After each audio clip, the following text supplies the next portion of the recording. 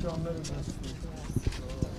Հովհաննիսյան, այս պահի դրությամբ ձեզ ինչ է հայտնի եւ ում գործով եք ներգրավված։ Հարգելի գործընկերներ, խնդրում եմ այս պահին ըմբռնումով մոտենալ, որ շատ տեղեկատվություն, մեծ ծավալով տեղեկատվություն հայտնել չեմ կարող, որովհետեւ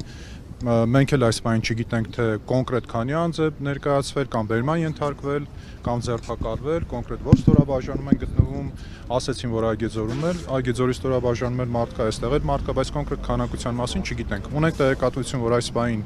մի անձի է մեղադրանք ներկայացվել, քննարկում են խափանման միջոցի հարցը, մեկ անձ ձերբակալված է։ Այն ինչ նմանատիպ դեպքերում լինում է, ընտրակաշար բարեգործյան դրույթների խախտում։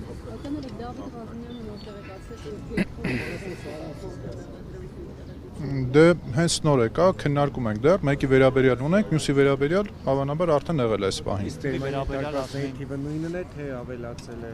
Բերման ենթարկվածների թիվը վերջին տվյալներով 15-ն է, այս պահին այլ տեղեկատվություն չունենք, բայց եկեք դա է ուզում ասել, հա, բայց եկեք քննարկենք ընդհանուր իրավիճակը, հա, այն հավճեպությամբ, օպերատիվությամբ, որ ուժային կառույցները իրավապահ համակարգը արձանագրում է եւ արձագանքում է այս դեպքերին, եթե այս օպերատիվությամբ արձագանք էին մնացած բոլոր դեպքերին, ծանր հանցագործությունների դեպքերին ամեն օր գրեթե համացանցը ցնցում է մի նոր սպանություն, մասսայական սպանություն, հասարակության աչքի առաջ սպանություն, եթե այս նույն օպերատիվությամբ աշխատեին, ապա մենք ունենայինք հանցավորության